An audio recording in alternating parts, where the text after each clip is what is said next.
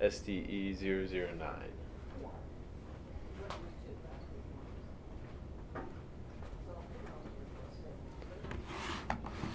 Let me just pull up my questions. And you want me to talk right into the camera? Doesn't really matter. You can look at me if you want to, Oh, or okay. you can look at the camera. Yeah. Okay.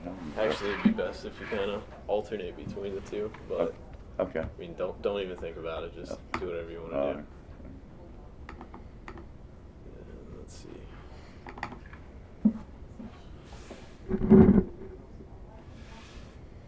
All right. So first up, pretty simple. You just state your name, your rank or your rate when you left the service, the branch you served in, and the years you served in Vietnam, as well as the years you served Out. Yeah. The total time in service. Yes, sir. My name is Greg Lee. What next? So name, rank, rate, branch you Okay. served. If you could just get those three back to back, that would be good. Okay. Yeah. My name is Greg Lee. I was a Lance Corporal, United States Marine Corps. Served in Vietnam from November '66 to December '67. Northern I Corps. I was in artillery with 3rd Battalion, 12th Marine Artillery Regiment. We were approximately 17 miles east of Quezon. My total time in service, I went in, enlisted February '66, and was honorably discharged February 1972. I was a rank of Lance Corporal. In my battalion, I served as a fire direction controlman, which acts as liaison between the forward observer in the field and the gun batteries within our battalion. So you'd be relaying information between the two of them? Or? Yes, the FO would call in his position, what his target was, as accurately as possible of their position and their coordinates. We would map it out, get the correct elevations, and then fire accordingly. Depending on the target, it varied anywhere from, normally we'd start out with a smoke round so that the FO could adjust to the target and call back in up 50, right 100 meters, and we would fire another smoke round, assuming we were on target, which normally we were after the first adjustment. He would, again, based on the target, size of the target, the number of men involved, we would fire various types of rounds. WP, which is white phosphorus, HE, high explosive, et cetera, et cetera. So, did you ever work with the, I don't know if you know Mr. Wadle? I know Joe Wadle. We are in the same Marine Corps League detachment, yes. Did you ever work, he was telling me that, you know, his dream while he was over there and he ended up doing it was to be a recon Marine. He was kind of describing it as going out there and, right. Yeah, finding the, where they wanted to call in the artillery. So were you ever working with recon Marines? Well, only they would call in also from time to time, but recon was only to really search out the activity They were, although it didn't always work out this way, they were not to really engage. But we had limited contact with recon. Okay. Yeah. So were you drafted into the service, or did you choose to join? No, I enlisted. To give you some history there, I grew up not far from here on Old Gun Road. I attended and graduated from Huguenot High School in 1965. Huguenot then was a brand new school. That school has consequently been torn down and a new one built. After graduating, I believe May, maybe early June of '65, I entered the University of Richmond downtown campus for a semester. My brother, his name is Garnet, 3 years older, had enlisted in the Marines 1964 and was serving in Vietnam in 1965 and '66. But I enlisted February of '66. What motivated your decision to enlist? Isaac, I was really not, I think, ready for the college. After high school, I was not ready. The Vietnam War had really started heating up. My brother was in the Corps, and I felt an obligation to serve my country. And I felt that the time and discipline in the Marine Corps would do me well, serve me well, and I could do something for my country. Let's see. What were your thoughts on the conflict at the time, and how did you feel about if they differed from that of the rest of America? I mean, how did you feel about the protests? Right. I was very proud and felt like I was doing the right thing and still do. We were suppressing communism. The North Vietnamese were backed by the Russians, and they were infiltrating through insurgency in the South. So I saw it as a proper war, and I wanted to serve. What were your thoughts on the protests going on back at home? You know, I really didn't until I came home. I really didn't pay any attention to it. Upon returning, I kind of put what I had witnessed and experienced, kind of put it behind me,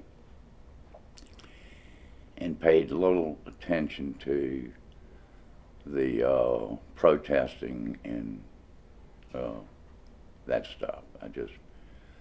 I felt it was wrong, but we were a troubled country, a troubled nation. The youth was at that time pretty, it's a hippie movement, and they were pretty just out of control, and they had no interest for whatever reason. Not all, but a large majority in serving their country. They felt like the war was wrong. I disagreed with that. So. All right. Pardon me for just 1 second.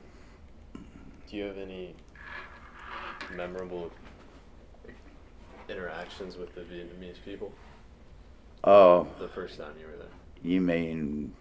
Just like You mean civilians? with the enemy or Either. with the local? We had. I was stationed at Camp Carroll again, and we would convoy on operations out Route 9. Back then, Vietnam was like a third world country. It was very. They'd been through war for a long time. Being in artillery, we really didn't go into the hamlets like the grunts infantry did, so we had very little interaction with the people. We would set up occasionally within, just outside of the villages and whatnot, and the kids would come up and we'd give them candy and, just not play with them, but interact with them. But not to a great degree. Okay. So tell me about when you returned to Vietnam. Yeah, I spent, a career in banking, and after retiring from banking, I guess, for the past 10 years, some thoughts of returning to Vietnam and seeing, what it was like, what had happened there, where were they today. As time went on, my curiosity really was spiking, and so this past year, let me back up. Probably July or August of 2014, I went to my wife and I said I would like to take a trip. She said, "Where are you going?" I said, "I want to go back to Vietnam." And I said, "What are your thoughts?" And she said, "I think you should." She knew that I had had some unpleasant memories. And so I did that. I went on a search and searched out and found a really great group. All veterans that run this group. It's called Vietnam Battlefield Tours. They're out of San Antonio, Texas. And after talking with them, I set up my trip. And I left March, I think it was 7th or 8th of this year, 2015. Stayed in LA 2 days and then off to Vietnam. It was an 18-hour trip, believe it or not, from LAX to, we landed in Taipei, which is in Taiwan, and then another 3 hours from Taipei to fly into Hanoi. That was very strange, landing in Hanoi. That was the north. I never envisioned myself being in North Vietnam. But today, it's all Vietnam, so, there is no distinction between North and South. The tour was wonderful. It was a 12-day tour. We toured Hanoi. Hanoi was bombed quite heavily by us, and everybody knows the story, I'm sure, of John McCain, Paul Galante, who were prisoners. We toured the prison, which back then was called the Hanoi Hilton. But then we went on through our tour, went down to where this tour that I went on was of the area that I served in, which was the northern Acor region. such places as Dong Ha, Can Tien, Jo Lin, Camp Carroll, Khe Sanh, Lang Vei. All of those were heavy battle areas. But then we went south. Hue Phu Bai. Hue was heavily damaged during the Tet Offensive in 1968. Toured the areas around there. Went to Hoi An, which is just south of Da Nang, and then we spent some time in Da Nang. All these areas I had visited during my time during the war. It was a wonderful experience. The people love Americans. They're very welcoming to us. They're just great people. There is still a little tension between the people of the South, and we're talking, almost 50 years, between the people of the South and people of the North, simply because of the destruction that the North Vietnamese did to the city of Hue, which was an ancient, very historic city with a lot of just history to it, and monuments and temples and etc. But the people seemed very, very happy. They, which somewhat surprised me, but I think it's, they seem happy. Then you get out into the mountainous areas outside of the cities, and those people are referred to as Montagnards, or minorities. They're classified as minorities. They're a little bit different in just appearance, not tremendously, but somewhat different. But again, they're very friendly, very welcoming. We went to a village. We went to a market and bought some pigs and whatnot. Took them to the village chief. The chief handles all of this for his people, and supposedly he divides it up. We hope he did that. Most of us brought school supplies and things like that for the children. But it was a great experience. So I have a question. Would you say you said you visited both the North, or you did visit the North while you were there? Hanoi. Yeah, just Hanoi. There were branch-off trips or sub-trips that you could have taken to go further into the North. I did not elect to do that.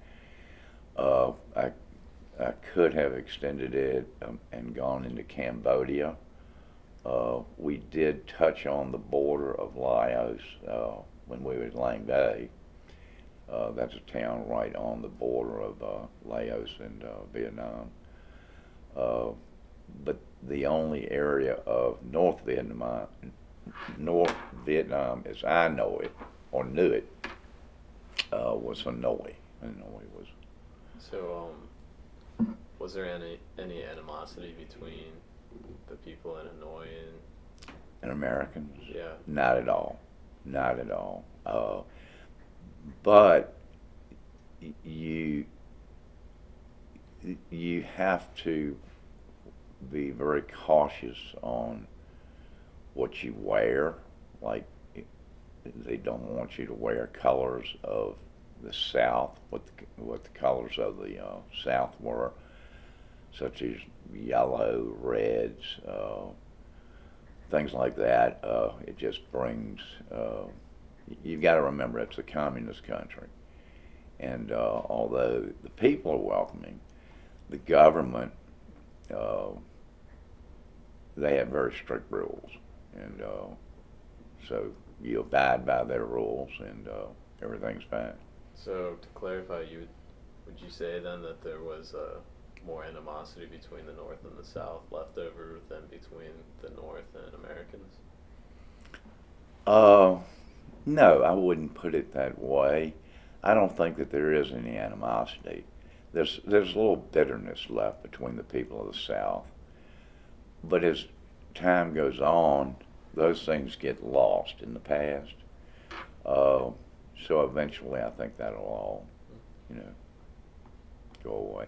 But they're not, there's no real animosity towards Americans. The war's over. It's been over 50 years.